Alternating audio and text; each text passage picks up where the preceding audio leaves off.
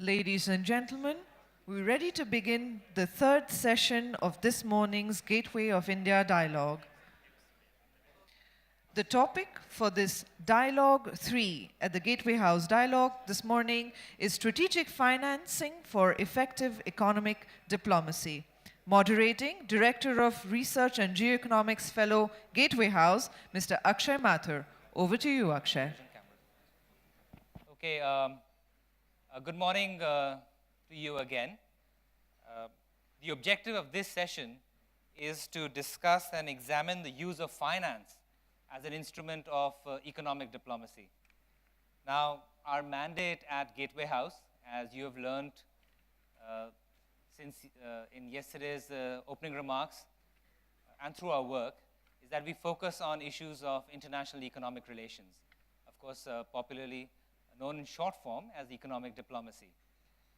At the core of the Gateway House study area is a program called Geoeconomics, where we study international business, finance, international trade, and international economics. But at Gateway House, we also extend the study of economic relations to other dimensions like energy markets and the role that energy markets and price discovery plays. We extend it to the role of military-industrial complex and what is the role of producing and manufacturing defense equipment. We also study the impact of socio-economic developments on international relations. So, of course, economic diplomacy has many dimensions. Our objective in discussing economic diplomacy has been furthered and popularized now by what Prime Minister Modi is doing. Prime Minister Modi's government has put economics and commerce at the center of foreign policy. You can see the effort that is being put in attracting finance, in negotiating trade agreements. I think you saw from Foreign Secretary's speech last night on how important it is to align business and strategic objectives for our national development. And most of the focus, though, in the popular domain has remained on trade and FDI. There are other dimensions of economic relations and economic diplomacy. For instance, outward FDI. How do countries invest in other countries? How do companies invest in other countries? Our energy sector has played a big role in seeking and investing in energy assets abroad. We also have aid and how countries finance economic development in foreign countries. We have sovereign wealth funds which have doubled in the last 10 years and now hold $5 trillion in assets. And of course, we have the multilateral banks and Exim banks that support countries' own national sovereign economic diplomacy objectives. So for that, we have a very good panel here today. Dr. Cham, representing the Turkish International Cooperation and Development Agency.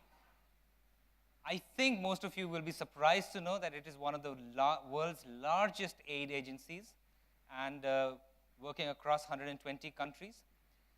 Of course, after that, we have our own Mr. David Riskina, representing the Exim Bank of India, one of the sharpest and instruments of economic diplomacy for the country, holding a loan portfolio of more than $12 billion. And I hope you will tell us how we've attained that in the last few years.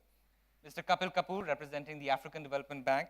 He's also been with the World Bank before, done a lot of work in securing finances for all kinds of global needs and development finance needs. And he's also part of a group called the Heads of Multilateral Development Banks, where the seven multilateral development banks meet, the heads of seven banks meet, accounting for a total of $400 billion in capital. So you're at least representing a lot of money here, Kapil. Of course, after that is Mark Calabria. He dedicates his life to studying financial regulation, and but he's also worked with the US Congress. And of course, Hans Kundnani, who is going to tell us how geopolitics impacts economic diplomacy. But before we start, the panel is going to flow like this. We'll have a 4 to 5 minutes by each participant. I have a lead-in question, and then we'll engage in a panel discussion. In the meantime, please, as is the practice in the last session, please give your questions to the moderator envoys, Elvira and Kunal, who are standing here on my right. But I'd like to start with Dr. Cham. Dr. Cham, please tell us, how did Turkey get to where it is? How did your aid agency become so effective and so popular? And I think if I have my numbers right, it is now in the club of the largest aid agencies in the world, along with US, UK, Germany, and Japan. That's a very rich club of countries, right? So how did we get here? Okay, first of all, thank you very much for inviting us for such an important event. Thank you for Gateway House, and good morning to everybody here. I would like to give a brief figures. Now a number of our offices in the world is 53 as TİKA, and we are developing projects more than in 150 countries. And we became the world's most generous country in the recent 2 years in the humanitarian assistance. And we have also developed thousands of projects each year. So in one part, we are very happy about it, the figures. If it is necessary, we may be proud of these figures, but also in the other part, we have to think about it. We are not the number one, the world's first economy in the world.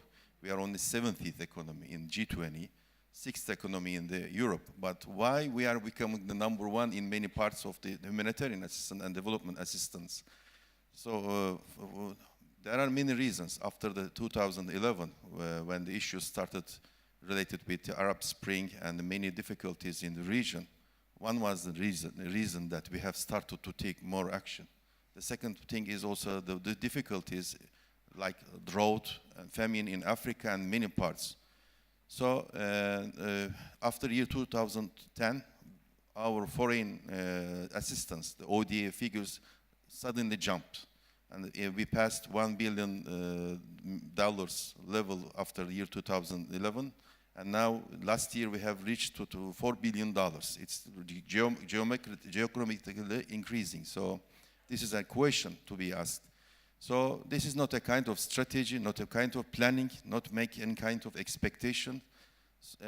We have to think about the issue of thinking about human being. So we have been very mechanized, making calculations, using too much figures, making too much meetings, statistical figures. So everything is coming too much in front of us. Of course, we need every kind of institutions, every kind of toolkits, banking systems, and every kind of supporting mechanisms. But on the top, we have to put our emotions. So I would like to give the resemblance between the Indian people and Turkish people. 100 years ago, I would like to mention that because yesterday I have visited the Khilafat House of Mumbai, which 100 years ago, the Indian people, without having any kind of differentiation of culture, religion, or ethnic background, all the Indian people with the governance of Gandhi, they have supported my nation, my country, and they have contributed very important amount of money for the establishment of new Republic of Turkey. Therefore, they were not expecting anything from Turkey. They didn't make any kind of calculation. If I spend $1 amount of foreign assistance, how much I'm going to gain? This was not the question. But nowadays, in one part we are giving many countries. On the other hand, we are taking too much. Now we have 3 million of people of refugees came from Syria. And we are still trying to protect our intention to use our open gate strategy for our borders.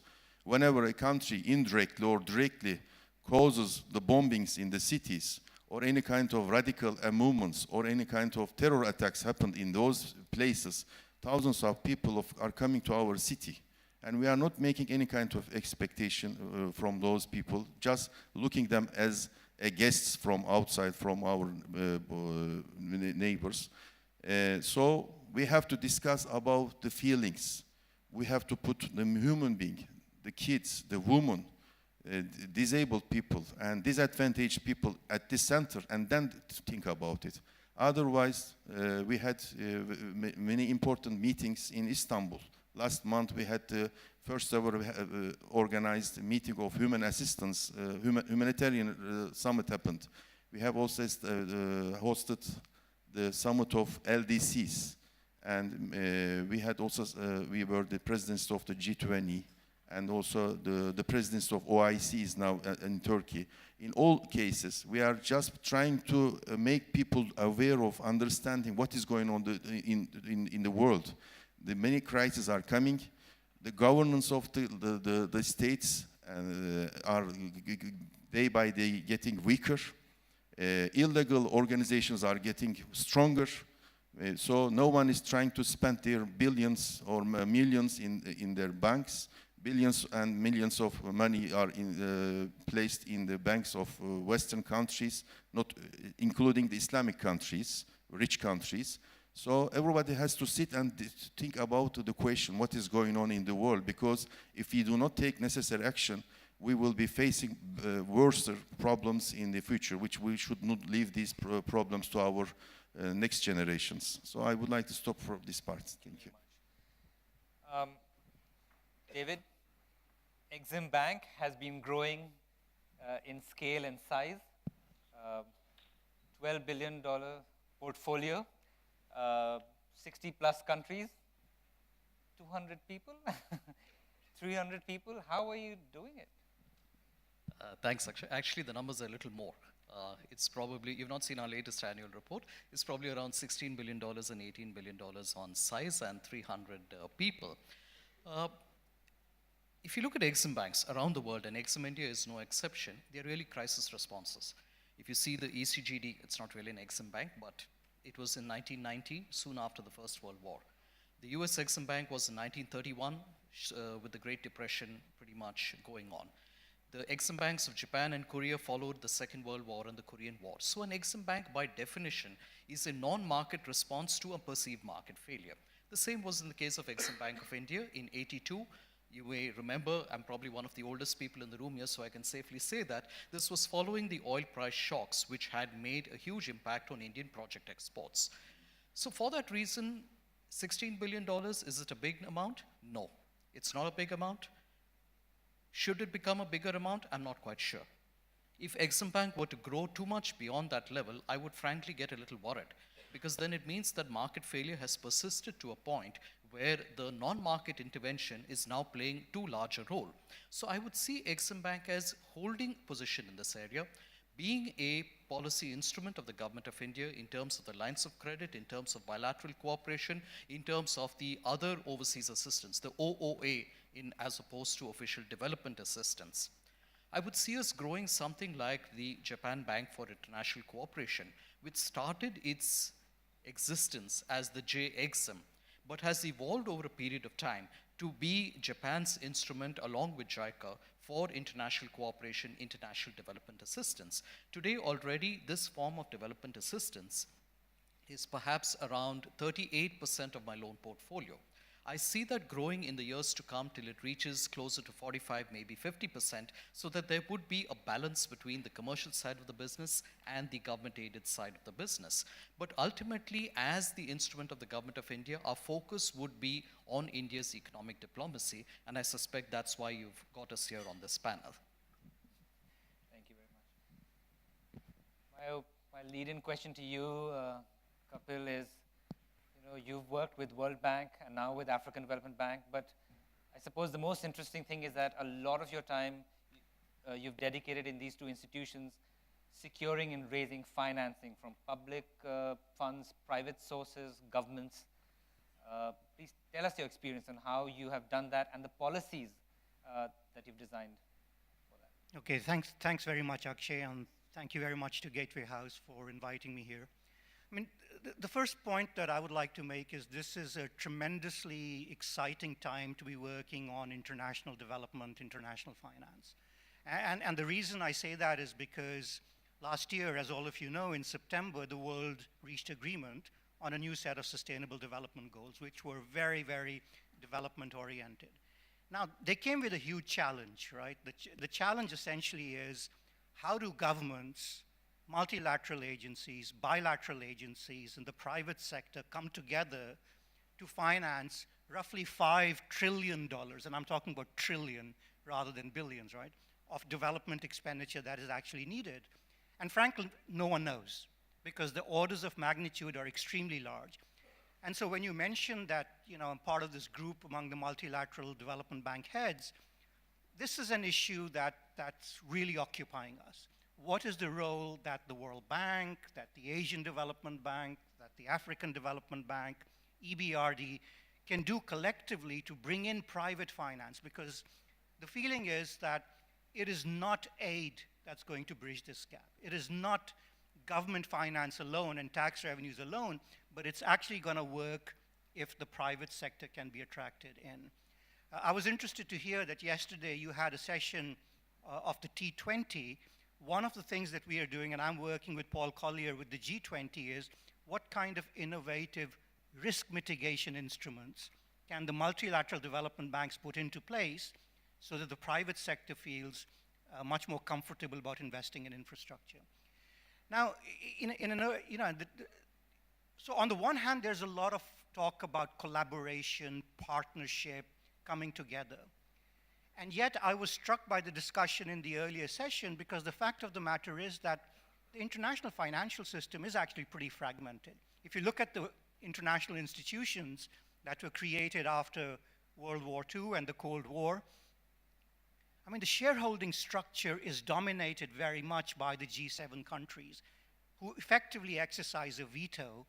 A lot of times you talk about the shareholding in the IMF, people don't even think about the regional development banks like the Asian Bank and the African Development Bank, which actually intermediate billions of dollars. But I mean, at the African Development Bank, India has a 0.26% share. India is represented on the African Development Board by the Nordic countries. China is represented by Canada. So, I mean, the fact of the matter is that the world has moved on, but the governance of these international financial institutions hasn't changed. Now, why do I make this point? I'm making this point because effectively, what the countries then do on our boards is exercise a kind of moral suasion, if not an outright veto, on issues of real importance when it comes to development. And because you mentioned the energy sector, let me just give you an example from the African context on the energy sector. Right now, we're in the middle of a debate. The size of the energy investments needed in Africa is between 60 and 90 billion dollars a year. Right now, about 30% of Africa's population has access to energy. Now, when the agreement on COP21 was reached last year, every African country said, yes, we will go on and move towards renewables, but right now, coal is very, very important to us. We cannot meet the baseload requirements without coal. But you have a situation where on our board today, we are not able to finance any energy project that is coal-based. So what does this mean? This means that we are talking about meeting the sustainable development goals on the one hand, all this fancy talk about global collaboration, and yet the countries that veto this, Germany is about 40% of German electricity is generated from coal. Of course, they're moving away from it, but the fact of the matter today is that that's what the situation is. A quarter of the US energy is generated from coal, and we are telling the poor Mozambicans, you can't use your coal, and less than 10% of their population has access to energy. So we find, as a multilateral development bank, we find ourselves in a very challenging situation that while we're trying to mobilize financing and mobilize instruments with a lot of success, when we actually take bankable projects to our board, some of which are financed in collaboration with Exim and others, we find this dichotomy. So hopefully we can get into a discussion about some of these political imperatives when it comes to financing development in the conversation. Thank you. Mark, I think the previous session was a run-up to your area of study, which is financial regulations, because we are trying to do some work at Gateway House to describe and project how important financial regulations is in international relations. So why don't you tell us? It's absolutely critical. And I should preface my remarks because I did think that the earlier panel, particularly the keynote, was a good setup. And I found myself agreeing with much, if not most of it. And so I do want to say at the Cato Institute, we often find ourselves disagreeing with a lot of what's being put forward in Washington. So it's been interesting to me when I often hear the U.S. view. It's important to emphasize there's a fair amount of diversity within the U.S. view, as I suspect there is in most countries.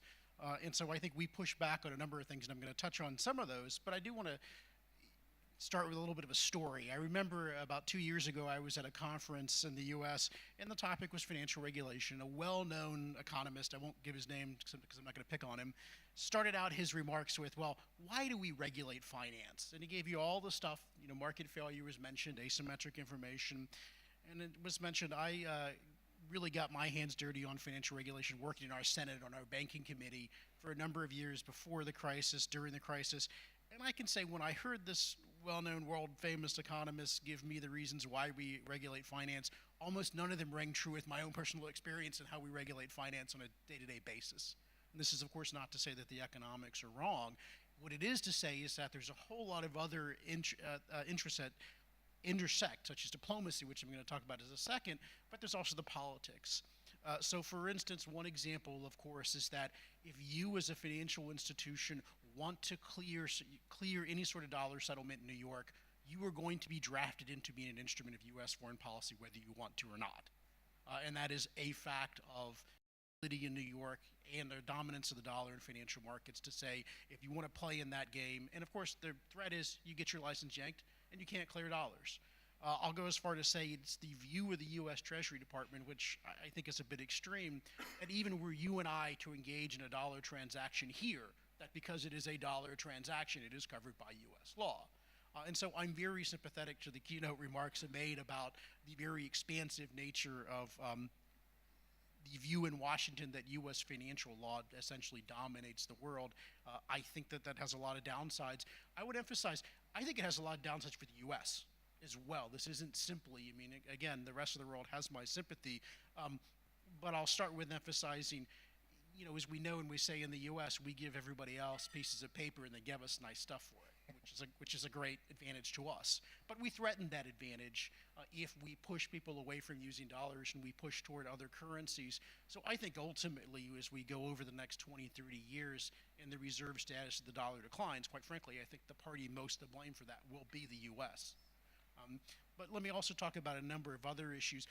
When we think about export financing, when we think about development financing, some of it is addressing market failures, but you also think about many of these institutions having come out of the post-World War II. When you think about things like the Marshall Plan, that financing was a very key element in the Cold War. So in course, building those relationships, I think those relationships are very important. I think we see that now in other institutions where whether it's China building relationships in Africa, whether it's India building relationships in Turkey, that some of these instances are trying to integrate these markets. And I think that's a very positive thing. So I will certainly note this is one of those issues where I would be remiss if I didn't recognize that in Washington there's a lot of skepticism about the development of alternative forms of financing that the multilateral institutions in Washington that to some extent are EU-US based view as competitors. Now, maybe it's my lens as economist, but I like competition. I like competition and choices. Of course, you have to recognize that when these institutions are tied to governments and there may be implied guarantees, if not explicit guarantees, and a lack of market discipline, that you have to be careful about the competition. So there's a balance. You also have to worry about, you know, sometimes these things blow it back in your face. I'll give you an example. You know, certainly we saw with the adoption of the euro and integration of the euro area, all of these capital flows from the north to the south. I think it's fair to say that at the end of the day, all this, say, French-German investment in Greece probably was in some sense a good thing, but it has not brought those countries closer together. It's been a point of conflict. And the reason I raise this is certainly a number of other institutions will see investments in some places not turn out well. And if it's a case where the populations in those countries feel like that they are having austerity imposed upon them to pay off foreign creditors, that will, if anything, undermine diplomatic objectives as well. So I only raise that to say there are pluses and minuses here. There's a balance you have to get right. I do fully agree with the comment about how we try to get past the market failure and how do we develop the private financing, because again, I think in some sense the diplomatic risk is less for that. but there are there. And I'll lastly say, sometimes we often see in these institutions a sense that because there is a public purpose that we can adopt lower standards for transparency, accountability. You know, again, just to say that I'll always start with using the U.S. as an example of what not to do sometimes. The perfect example to me is the institutions in our mortgage markets, Fannie Mae and Freddie Mac, which some people may be aware of. We let them be massively leveraged with no capital. We look the other way when they, fudge their books on their accounting, because of course we wanted everybody to be a homeowner. And I think it's important, and again, the objectives of all of these institutions are very noble, and you want to meet those objectives, but it's important also to make sure that there's accountability, that there's proper accounting standards, there's transparency to the public, because ultimately there is public money on the line.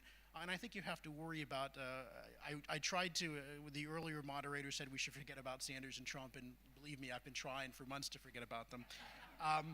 But that said, we have to, the U.S. I don't think is alone in being this sort of anti-corporatist moment. And there's a lot of animosity around the world toward corporations. In some of the development lending, certainly in the U.S., and I think this is true elsewhere, feeds into this suspicion that these are just subsidies for Boeing to sell airplanes to other parts of the world. And I think you have to realize that. And so the last thing I would end with is you have to make sure that this development financing is done in a very fair, transparent way that doesn't benefit a small number of parties. Thank you very much. Hans, how has economic diplomacy evolved over the years? You've been studying the impact of politics on economic diplomacy. What is the strategic imperative, and how are countries now adopting economic diplomacy? First of all, thank you very much for the invitation. My father's Indian. I've been coming here since I was a kid, and it's lovely to be back for a conference. I love this city, this maximum city, as it's been called, and it's lovely to come back for a conference here. So thank you to Gateway House and to the Government of India. I feel like slightly the odd man out on this panel because I'm not an economist or from a business or finance background. So what I'll try to do is talk about some of these issues around economic diplomacy from the sort of perspective of a foreign policy analyst. I guess it's the sort of Delhi perspective that Rajiv Bhatia talked about first thing this morning, because it strikes me that there is a disconnect between two conversations that happen around these issues, geoeconomics and economic diplomacy. And it's not just a disconnect between Delhi and Bombay. I think it goes deeper than that. And it's a disconnect between, on the one hand, economists who tend to think in win-win terms, and in particular about economic interdependence, and on the other hand, international relations theorists who tend to think, certainly realist international relations theorists who tend to think much more in zero-sum terms about these issues. And so I find that when I come to conferences like this one, or like much of this conference so far, where we're talking a lot about non-state actors and about the way that in an era of economic interdependence, there are really only win-win games now. And then you go to, and there's a kind of a presentism about this as well, the idea that actually things are completely different now than the way they used to be in the history of international relations. And then you go to foreign policy conferences. I know some people in the audience were at the Shangri-La conference a couple of weeks ago, and there, it's as if sometimes it seems as if international relations hasn't changed at all in the last 100 years, and that there are still very much these zero-sum games, you hear people talking slightly darkly about how Asia's future is going to resemble Europe's past. In other words, with a sort of shadow of great power war in the background. Now, I think the reality is a complex one that's somewhere between these two discussions that we have. International relations have changed, but perhaps not as much as some people think they have. International relations in Asia is different from the history of international relations between great powers in Europe, for example, but again, perhaps not quite so different as some people think. And it strikes me that this disconnect is particularly strong in Asia, actually, between these two different conversations. In 2012, two American analysts, Evan Feigenbaum and Robert Manning, wrote this influential article about two Asias, an economic Asia and a security Asia. And the economic Asia was the type of thing we've been hearing a lot about this morning, about economic integration and so on, as an engine of global growth and so on. And then you have a security Asia, which is focused much more around particularly the strategic rivalry between China and the United States, and potentially leads, as I said, to war.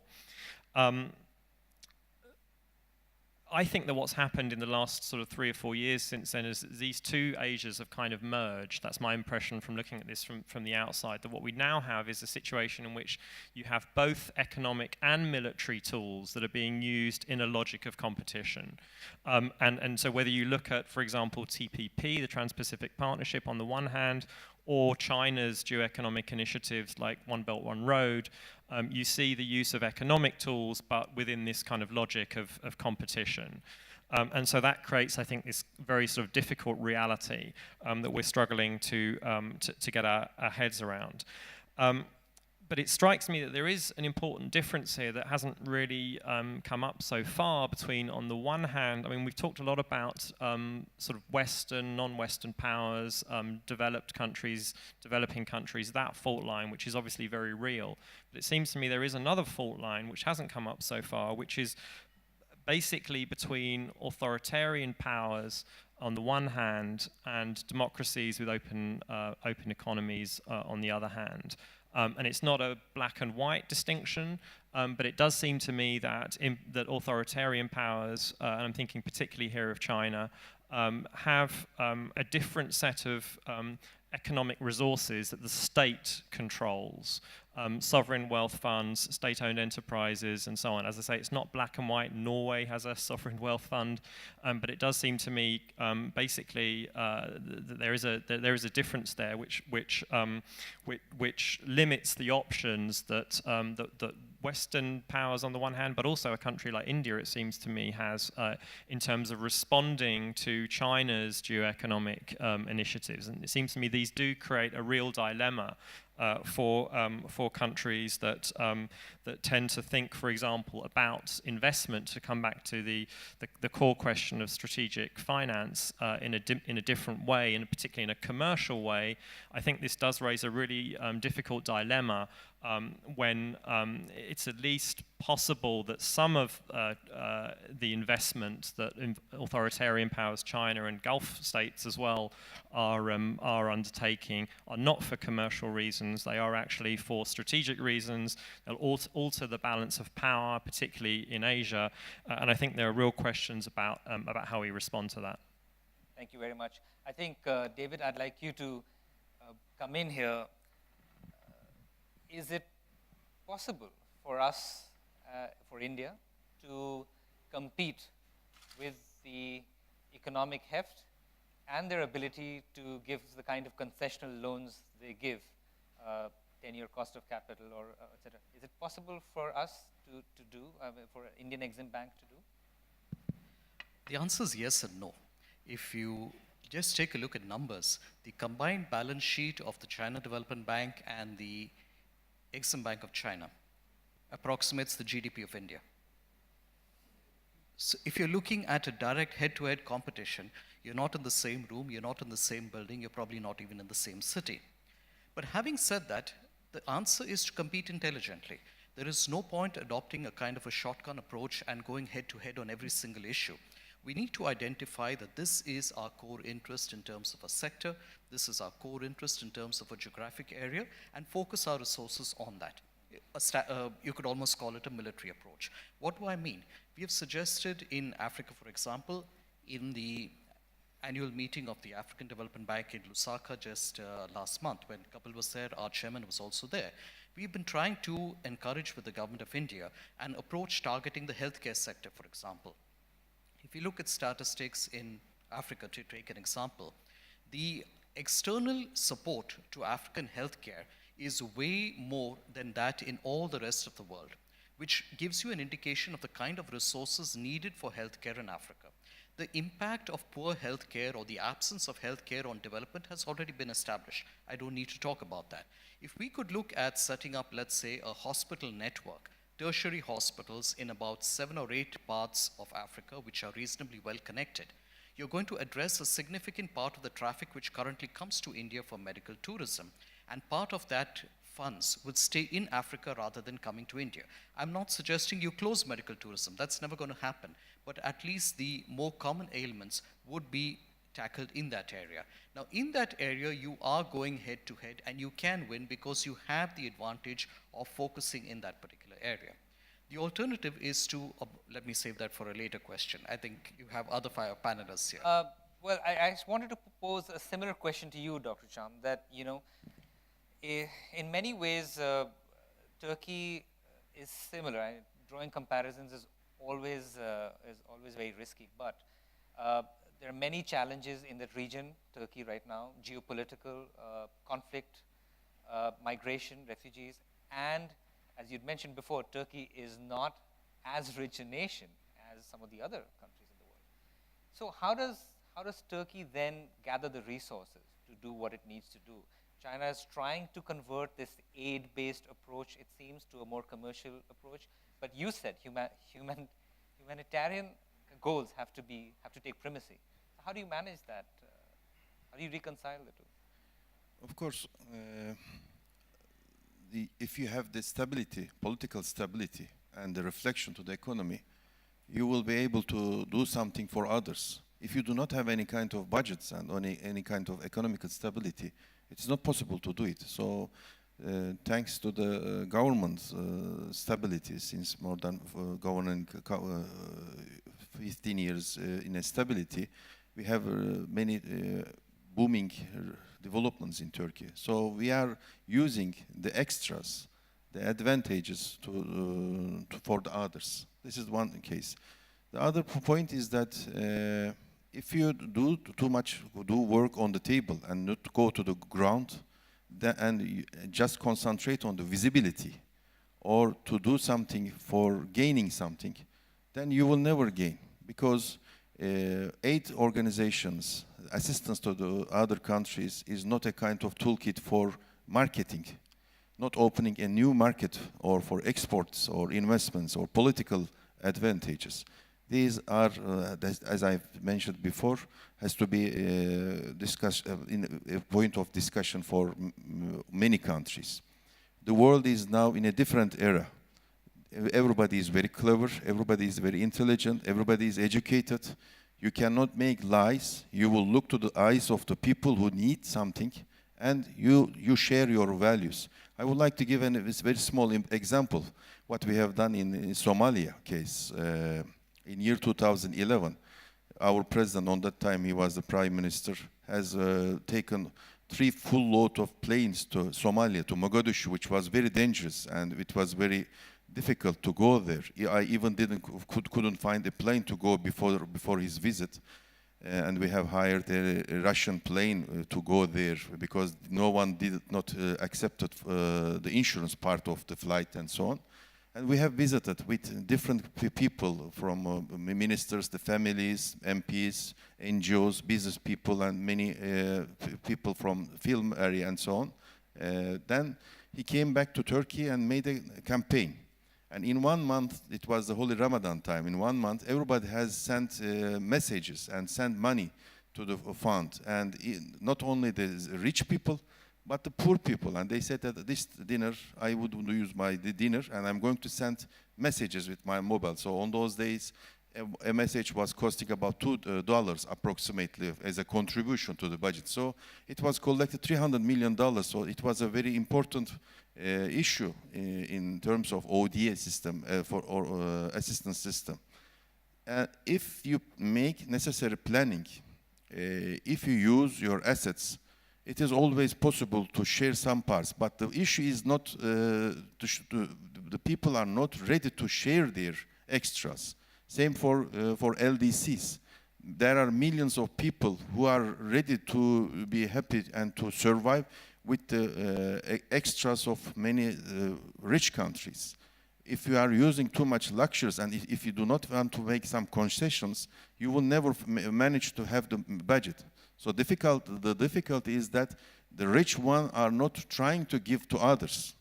The taxation system is saying again, in the parliaments, many countries, people are complaining about the government, saying that I am sending my tax for my own luxuries, and why you are sending this money to abroad. So if this is the question, you will never be successful to find an extra amount for sharing with others. If the world can sit and decide, there are enough capacity to overcome all the problems in the world, because the assets are there. The world's richest continent is Africa. They don't need anything from the outside. They just need a startup budget. They need a startup system. So if you use them for themselves, not for your country or for yourself or for company, then it is possible. But when you go to the African countries, I would like to give, last week I was there, you see many modern technologies there, many instruments, 4G systems, everybody is using mobiles. On the highways, the new model of cars are imported there. So everybody is pumping money to just sell and to gain more there. So this wouldn't never make them to develop and overcome their problems. Actually, it's a perfect, Mark, can you just hold 1 second? I wanted to pose this question to Kapil because he spoke about Africa as an example, and you worked on something called Africa 50, which is a Pan-Africa infrastructure fund. I don't know if you call it like a sovereign, but it's like a mega sovereign wealth fund in a way, but explain how that process was and what's the importance of something like that.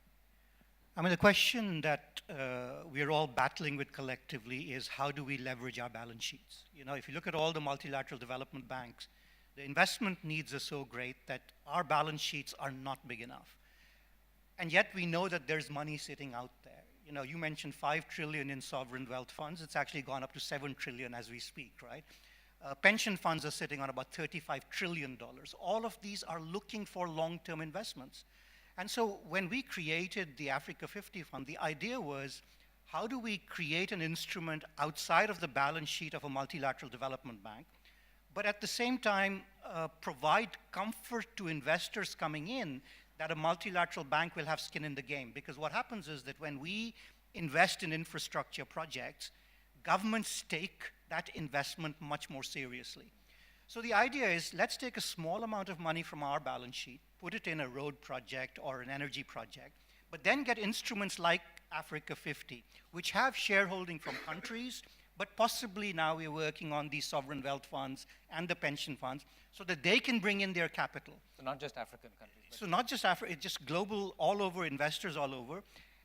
What our engagement does is buys a certain amount of policy certainty. What our engagement does is buy a certain amount of predictability. And what it does is reduces the risk that investors perceive of investing in African economies.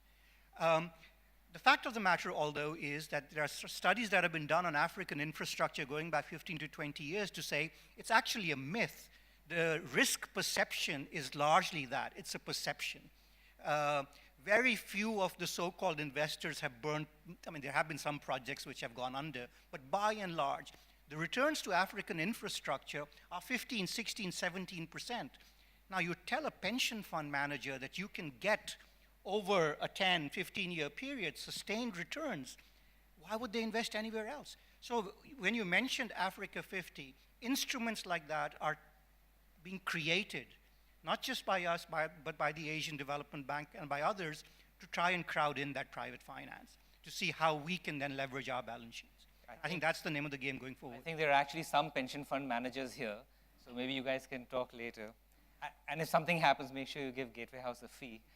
Mark, did you want to come in? Yeah, I was going to mention that I do think part of the conversation needs to be whether financing in the form of debt is the right solution in that alternative. So the way I think about it is kind of 3 buckets. There are a number of alternatives, especially on the humanitarian aid side, where in my opinion grants are probably the better way to go. Of course, I could say a loan that doesn't get repaid is a grant. But that said, on the lending side, but it's also important to keep in mind the difference between debt and equity financing. In a lot of instances, to me, the equity financing make a lot more sense where there's a lot of risk to it. And of course, I think Kapil mentioned earlier the weather development derivatives and other financial instruments that may hedge risk as well. But again, I just want to emphasize that we often look at this as a loan is the way to go when there really should be a variety of instruments on the table. And I worry that sometimes, certainly in the US, we've often preferred loans because the cost of such is less transparent than the cost of a grant or equity. Well, while we're on the subject of the instruments themselves, David, maybe you can help explain, Exim is popularly known at least for their line of credit, but there are many other kinds of instruments that you're using now, including helping corporates invest abroad. And you've done project support, Riyadh Airport, is that right? Metro? Yes. And then you have lines of credit in rail in Sri Lanka and many others such. So what is the effectiveness? How are you choosing the correct instrument for your purpose? That's the dilemma actually, and it follows from what Mark just said. I fully agree, especially if you're looking at development finance. The grant is probably the way to go, or perhaps a higher grant element is the way to go in an ideal world. But the problem is, well, we don't live in an ideal world. It's very difficult to get a political consensus or a social consensus for grant financing when in India you have more poor people than the whole of, let's say, Africa put together. So one has to go with the art of the possible, which is what politics is all about. Yes, we've done financing under lines of credit. You mentioned the Riyadh Metro. That was more by way of a commercial guarantee support. And I'm happy to have done it. It was done by Larsen & Toubro, the largest single project export ever secured by India. But if you ask me, we got a lot more satisfaction for doing some of the development projects.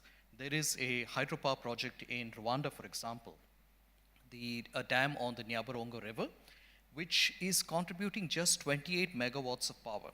But 28 megawatts of power in Rwanda is probably 25% of that country's entire power requirement. Now, we've been there. I've been to that dam personally, landed at the spot, and you see in that area a large number of children. If you look at our annual report, you'll see some photographs up there. Children about this height who have never seen an electric light in their lives. For them, their day starts with the sunrise and ends at sunset, barring a few candles.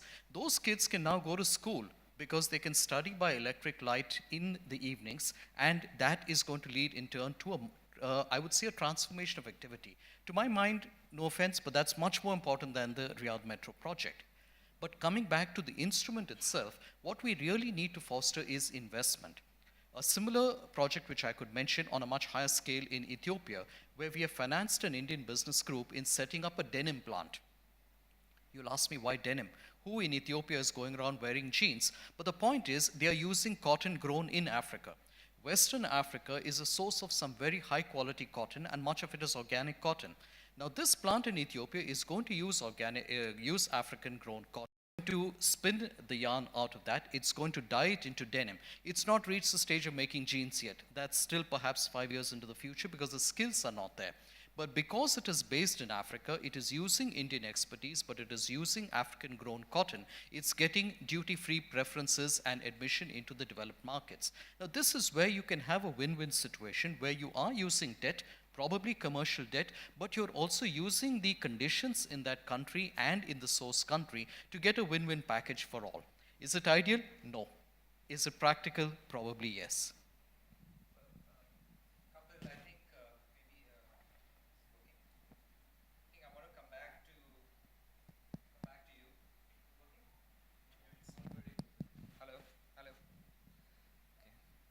Am I out of time? Did they just cut? I think they just cut me out. Okay. Maybe what I wanted to ask you is, I think there are other instruments. While we're still on the topic of instruments, I think, at least in India, very few people know about, say, the capital markets, the support to capital markets that African Development Bank is doing. Because traditionally, development finance is again known for maybe giving concession loans or building, doing a lot of humanitarian work. But what does that mean to help support capital market development? 4 regional exchanges being connected to each other? What does that mean? I mean, again, all of this is driven by the motivation to say, how do we mobilize finance for development purposes. African capital markets are in their infancy, bar a few. If you look at maybe just the South African market or the Nigerian market, the two of them probably account for 75% of Africa's capital markets. And so with the view to developing long-term finance, we've been providing support for the development of the domestic bond market.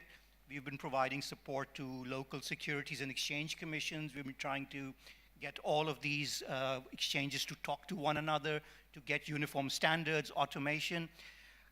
But the fact of the matter is that over the next decade, despite our best efforts at doing this, the scale of financing will not be what we would like to see it to meet these financing needs. So yes, we launch bonds in the local market. We've done bonds in Tanzanian shillings, in South African rand, and so forth, and we use those to make local payments.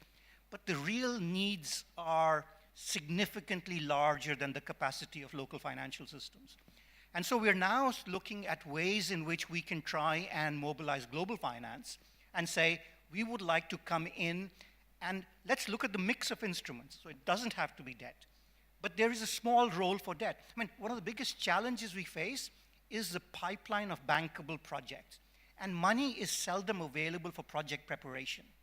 So the question is, how, if you go to an investor and ask for money for project preparation, you're going to get laughed out of town. So there is a natural role. There is a role for debt at certain stages of the project cycle, particularly for project preparation. Once the project reaches a certain stage and reaches bankability, that's when you can try and attract investors outside to try and say, okay, now you take it over and take it to the next stage. So we are looking at a combination of things. At what stage in the project cycle should we make use of debt instruments? When does equity make most sense? When do we try and bring in investors from outside? What is the role of domestic capital markets? But I just also want to go back to a point that was made earlier. It is not about just competition with China, and I hear that all the time. The fact of the matter is that there is a lot of areas in which India has a comparative advantage, and that's what you can try and exploit. One initiative that we've launched is a Jobs for Youth in Africa initiative. Africa creates only about 3 million jobs a year, needs to create 11 million jobs a year. Now, there's a gap of 8 million jobs. Now, India has a comparative advantage in trying to develop the skills which will provide the kind of, the quality of people that the African markets are looking for. So I think that's an area. Africa is a net importer of food, despite the fact that it has the world's largest supply of arable land. The history of the Green Revolution in this country is something that Africans would love to learn from. So take advantage of the various opportunities that exist, but don't always think in terms of the competition part of it, because there's plenty of business to go around. Okay, fair enough. Mark, $50 trillion that are sitting somewhere around the world in investable finance, but we don't have the regulation or the right rating methodologies, maybe to Oh, I said something so important, nobody heard it? $50 trillion worth of assets and capital sitting around the world, pension funds, sovereign wealth funds, but still, G20 has been discussing channeling long-term savings into infrastructure forever. But rating agencies, rating methodologies, regulations still not supporting it. How do we get that money? Well, this does go back to, I guess at the beginning I was somewhat dismissive of the typical economic explanation, but as we economists would say, asymmetric information, or that lack of information, does actually matter in many contexts. And I think it gets to the point that Kapoor is making about the capacity building. So for instance, we know in a number of countries that there simply is not a credit background for the individual. And so we spent decades in the US, of course, creating credit rating agencies, both for corporations as well as individuals. So I think something like 80% of the American public has a FICO score. And I think most of them are happy with it. Of course, a number are not. But the point being is you have something where you can rate and you can take that risk and you can develop a model. How do you reproduce that?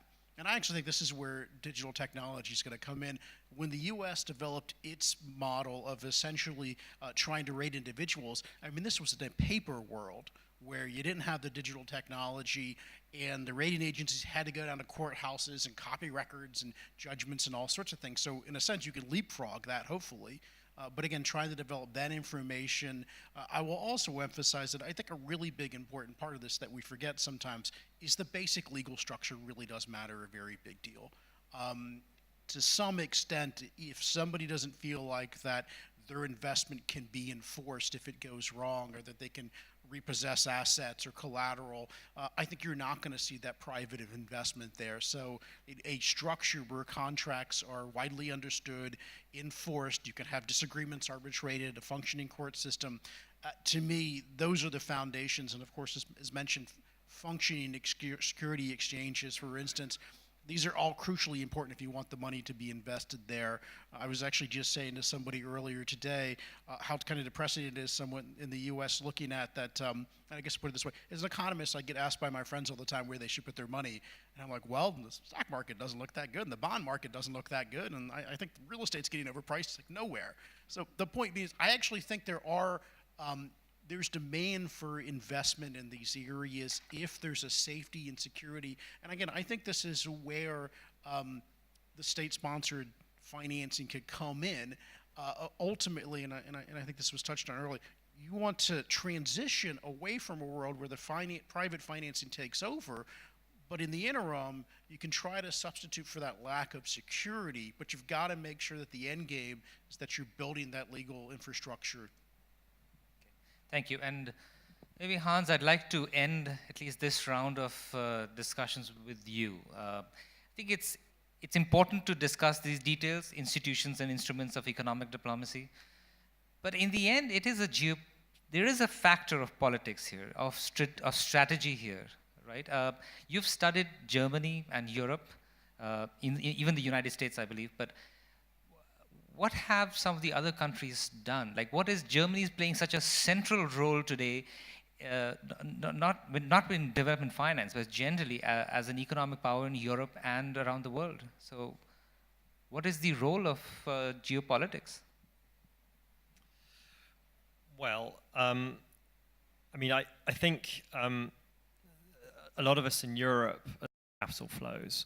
And that's had some negative consequences. And one of the things that it's done, as Mark suggested, has been to open up some kind of old wounds in Europe that actually economic interdependence was meant to overcome. I think that actually offers some interesting, I mean, difficult, but interesting lessons for Asia. And then secondly, I suppose I would say that in terms of this question of strategic finance that we're looking at, I suppose another sort of problematic aspect, I think, of what's happened in Europe in general and in terms of Germany's role specifically that's now become clear, is that actually, I mean, first of all, that the European single currency increased this divergence and the economic imbalances between European countries, and so it created these surpluses and conversely also obviously deficits.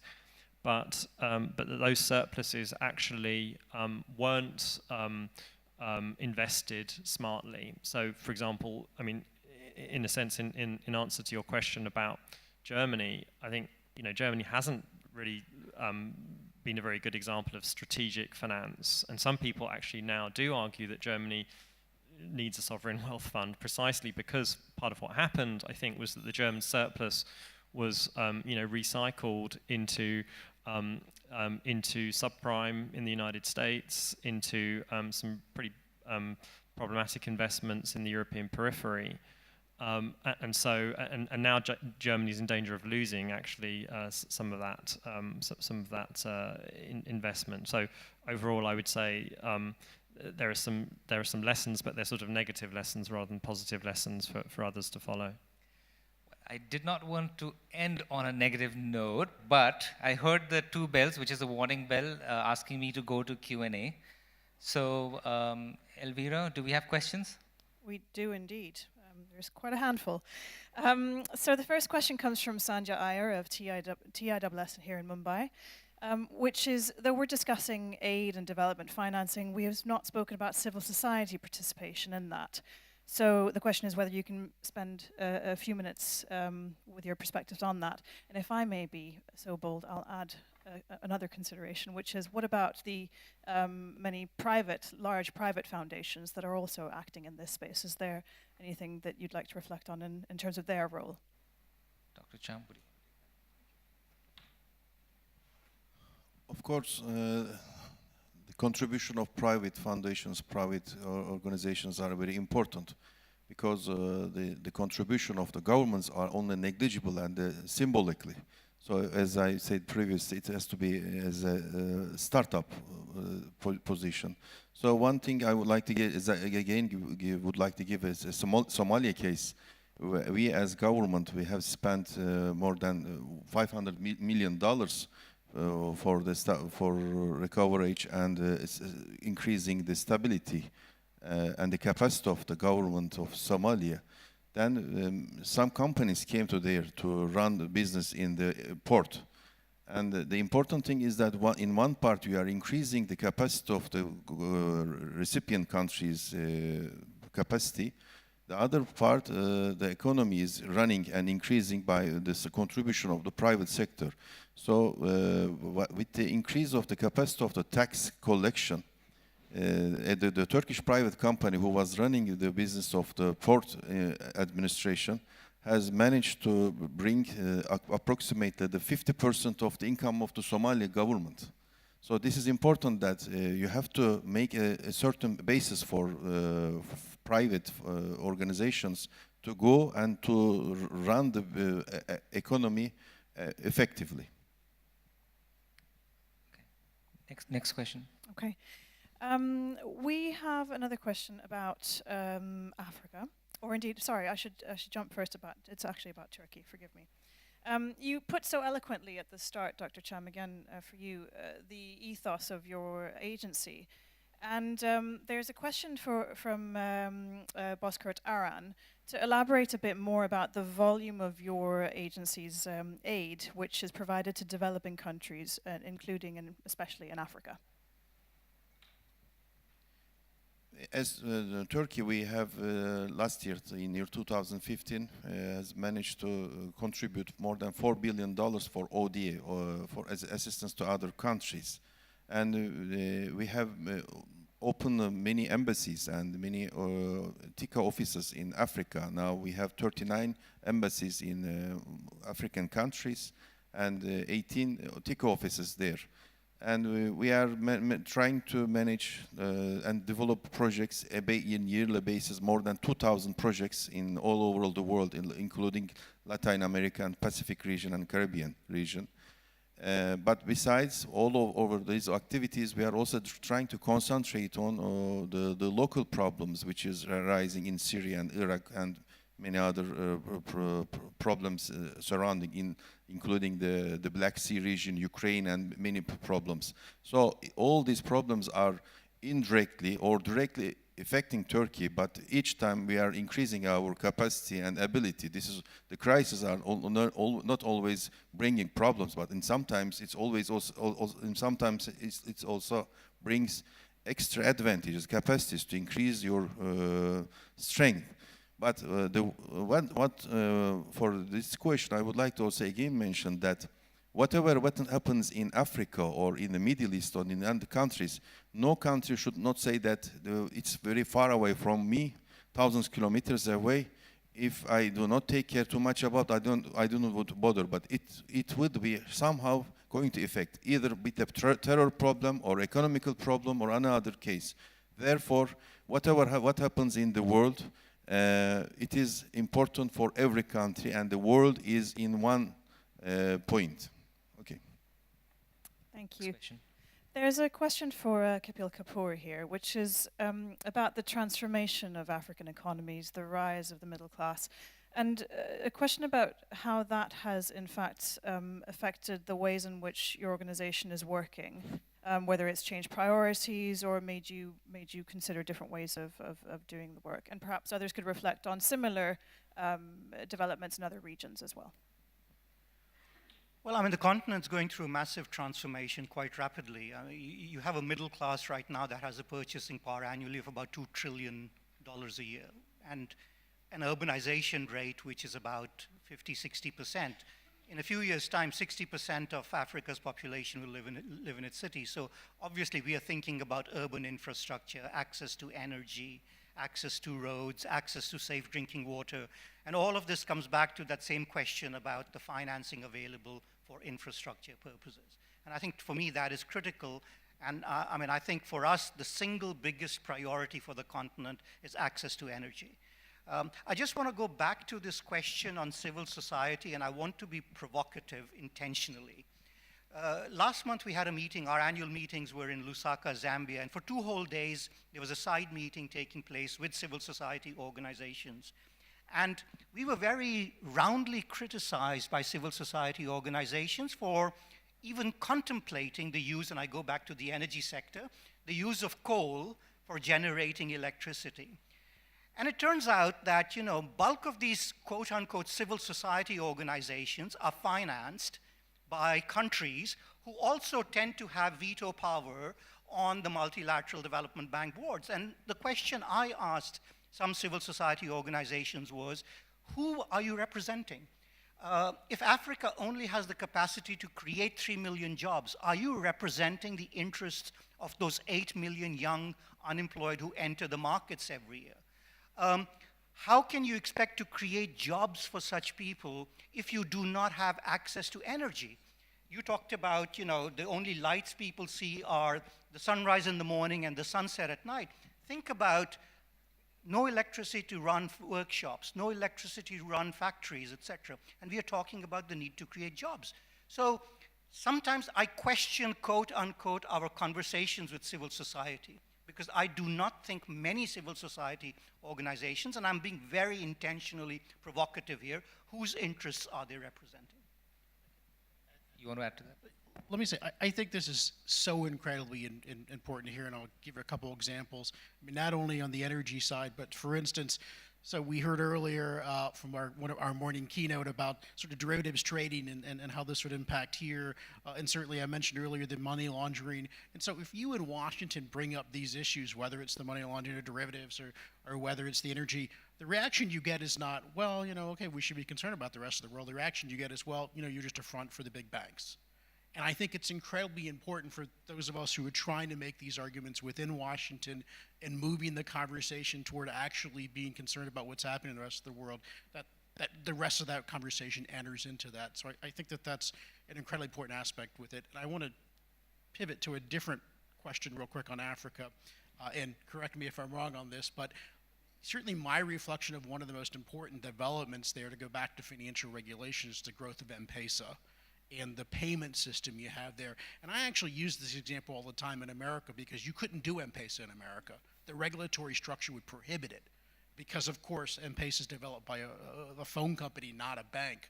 And I do think we have to make sure in many of these countries that we don't. So, for instance, if much of Africa had the U.S. financial regulatory system, you never would have had M-Pesa. So getting your regulatory structure right at the beginning is incredibly important. We're out of time? I believe so. Okay. Well, I'd like to thank the panelists and the speakers for this session. Please, can we have a round of applause for the speakers? Thank you. Thank you, panelists. Thank you, moderator. And with that, it's a wrap on the panel on strategic financing for effective economic diplomacy.